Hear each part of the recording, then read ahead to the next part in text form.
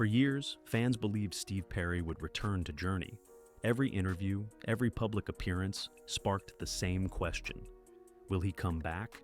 But now, at 75, Perry has finally revealed the real reason he can't return. And it has nothing to do with age, his voice, or the band's lineup. It's something far deeper and far more painful. The height of Journey and the breaking strain.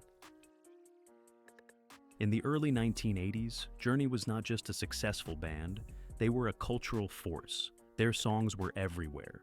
Car radios on late-night highways, jukeboxes in crowded bars, graduation dances, wedding halls, stadium shows.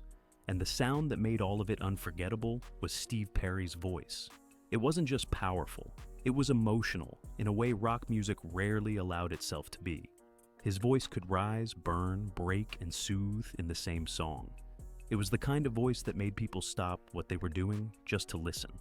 But the bigger Journey grew, the more the pressure shifted onto Perry's shoulders. The public didn't just love the band, they idolized him. Every magazine cover, every interview, every stage appearance placed him at the center. And while that spotlight looks glamorous from the outside, anyone who's carried it knows how heavy it becomes over time. The reality was not stadium lights and roaring crowds every night. It was endless tour schedules, studio deadlines, creative disagreements, label pressure, and the unspoken expectation that Perry had to be perfect. Always. If the show was great, the band succeeded. If the show wasn't, the blame fell on him. Not the drummer, not the guitarist, the voice, the face of Journey. Inside the group, unspoken tension started to build. Journey was filled with strong musical identities. Neil Schon with his fierce guitar sound, Jonathan Cain with his songwriting and keyboard power, Ross Valerie and Steve Smith holding the rhythm down. But Steve Perry was the emotional core. The fans connected to him. And that dynamic changed how decisions were made. Control over direction, creative authority, personal space. It all became more complicated as the band rose higher. Meanwhile, life outside the stage didn't pause for success. Perry's mother, the person who believed in him long before the world did, grew seriously ill. While Journey was expected to keep moving, performing, recording, Perry was being pulled in two directions. One by fame, one by love and reality. He couldn't be everywhere. He couldn't be everything. And the pressure that had once fueled the fire began to suffocate it. This was the moment the cracks began to form, long before anyone outside the band realized anything was wrong. The comeback that should have saved everything. The world didn't see it happening because from the outside, Journey looked unstoppable. Their albums were still charting, their tours were still selling, their music was still becoming the soundtrack of American life. But inside Steve Perry, something was breaking, slowly, quietly, and then all at once. While the world celebrated him as a rock icon, he was watching his mother's health decline. Every phone call became a fear. Every performance felt further away from the part of him that mattered most. Grief doesn't care about fame. It doesn't care about #1 hits. It doesn't care about sold-out arenas. When someone you love is slipping away, applause becomes noise. And yet, the machine of the music industry does not stop for anybody. Perry was torn between two worlds, the one the world demanded he live in, and the one his heart was being pulled toward. The band kept moving. The label expected more hits. The audience expected more magic. But Perry couldn't keep pretending that the cost of delivering that magic wasn't destroying him inside. By the Raised on Radio tour, the emotional strain was unmistakable. Perry wasn't the same person. He was performing with a weight on him that fans couldn't see but his bandmates couldn't ignore. Music, the thing that once gave him purpose, now felt like something that was taking something from him every time he opened his mouth to sing. When his mother passed, everything inside him shifted. The drive that once burned so bright went silent. The stage didn't feel like a home anymore. It felt like a place he no longer belonged. So, when Journey went inactive after that era, Steve Perry didn't fight to push the band forward. He didn't argue. He didn't make an announcement. He simply stepped away. For years. No concerts, no interviews, no studio sessions, no spotlight. He disappeared in a way that was almost unheard of for someone at his level of fame. Radio hosts speculated. Fans wondered whether he had lost his voice. Magazines created rumors about feuds, creative collapse, ego clashes. But the truth was far more human than any of that. Steve Perry wasn't hiding. He was grieving. He was exhausted. He was trying to remember what it meant to be himself, not the legend everyone expected him to be. Silence was the first real choice he made for himself.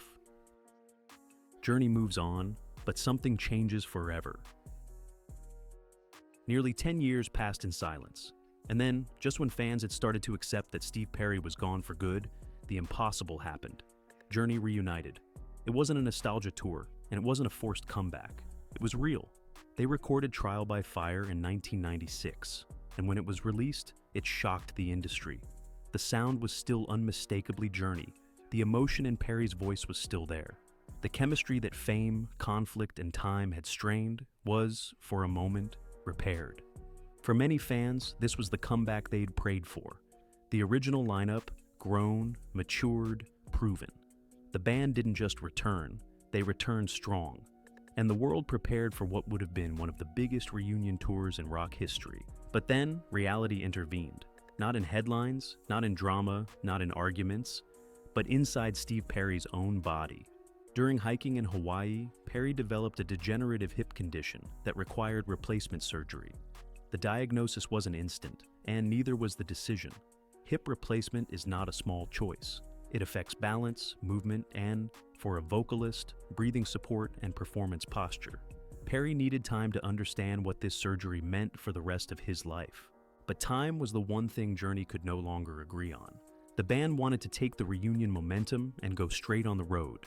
The label was ready, promoters were ready, the world was ready. But Steve Perry wasn't. Not until he was certain he could perform at a standard that honored both himself and the music. This is where the quiet fracture became permanent. Perry asked for space to heal. The band asked for commitment. They weren't villains. He wasn't unreasonable, but their priorities were no longer aligned. Neil Schon later admitted he was frustrated by the waiting. The band couldn't sit still forever. And Perry, after years of being pushed, pressured, and expected to carry the emotional weight of Journey, refused to be forced into a medical decision on someone else's timeline. So, the band moved forward, without him. It wasn't a blow-up, it wasn't a dramatic walkout. It was much colder than that. It was the moment Steve Perry realized Journey would continue, whether he was ready or not. And that silent realization changed the story forever. The love that reshaped his entire life. When Journey moved forward without Steve Perry, there was no press conference, no emotional farewell, no dramatic final goodbye. It just happened. One day, the band that had built its identity around his voice was preparing to tour again, without the man who made that voice unforgettable. Their first replacement was Steve Augeri. He had a strong voice, talent, and respect for the music. He didn't try to be Perry, but he was brought in to stand where Perry once stood, to sing the words Perry wrote, to echo the emotion that came from Perry's own lived experience. Fans were conflicted. Some supported the band's decision. Journey had music to play and a legacy to continue. Others refused to accept anyone else at the microphone. To them, Journey without Steve Perry wasn't Journey at all. It was the shape of something they recognized, but without the soul. And then came Arnel Pineda, discovered on YouTube from halfway across the world. He had the tone, the range, the spirit.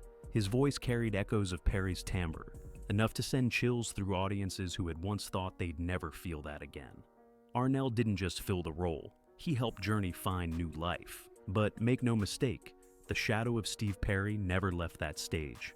Perry watched it happen, not with anger, not with jealousy, but with a quiet understanding. He once said publicly that he wished Arnel nothing but the best, even calling him a beautiful soul who gave the music a future. There was no attempt to reclaim his throne, no lawsuits, no public speeches demanding recognition. Perry didn't want ownership. He wanted distance, because returning to Journey wasn't just returning to a band. It meant returning to the pressure, the grief, the loss, the version of himself that had been consumed by the machine of fame. People always imagine that if Steve Perry stood in an arena while Journey played Don't Stop Believin, he would feel nostalgia, triumph, pride. But Perry has hinted at a different truth.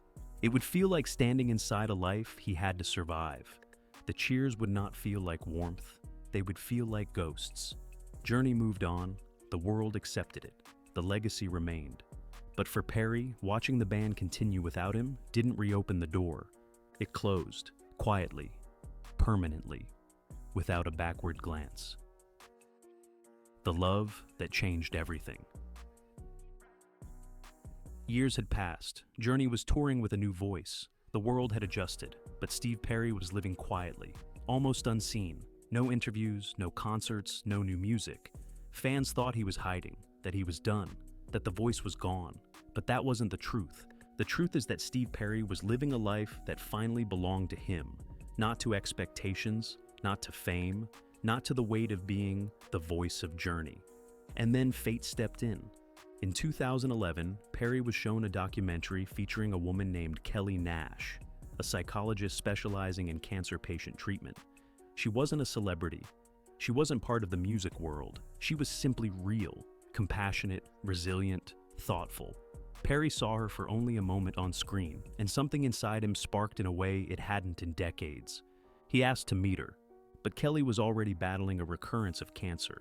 Most people would have walked away from a relationship built on uncertainty and fear. Perry stepped toward it, because after losing so much, his mother, his identity, his connection to music, he recognized the rare thing that was in front of him, someone who made life feel meaningful again. Their time together was brief, but it was deep. Kelly didn't care about Journey. She didn't care who Steve Perry was to the world. She cared who he was when the lights were off, the person no one else ever saw. Kelly once told him something that would shape the rest of his life. Don't disappear again. She knew he had spent years hiding from the world, not physically, but emotionally. She knew that silence wasn't peace, it was escape. When she passed in 2012, Perry broke in a way that was different from the pain he had known before. But instead of collapsing inward this time, he moved. He didn't return to Journey. He didn't return to the spotlight. He returned to life, slowly, carefully, deliberately. Kelly didn't bring him back to the band. She brought him back to himself. And that is the part fans never understood. Steve Perry didn't stay away from Journey because he stopped caring. He stayed away because, for the first time in his life, he learned how to care for himself. The real reason? He can't return.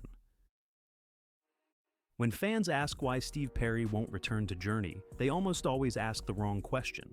They ask whether he can still sing. They ask whether there's still tension with the band. They ask whether age is the problem, but none of those are the real reason. Steve Perry has said it himself. Journey is not just music. It is a chapter of his life that carries pain as deeply as it carries glory. Every time he steps into those songs, Open Arms, Faithfully, Don't Stop Believin', he is stepping back into the exact emotional version of himself who lived them the first time. And that version of him went through exhaustion, loss, pressure, and heartbreak so immense that it took him decades to understand what it had cost him. Returning wouldn't just mean singing again. It would mean reliving who he was when he recorded those songs. And Steve Perry has spent the last years of his life learning how to let that version of himself finally rest. There is also something else that people overlook. Steve Perry did not just lose his place in the band. He lost trust, not in the music, never in the music, but in the system around it. In the machinery of deadlines, schedules, expectations, and demands. When Journey chose to continue without him, Perry understood something with brutal clarity. The band could keep going, but he would not survive going back.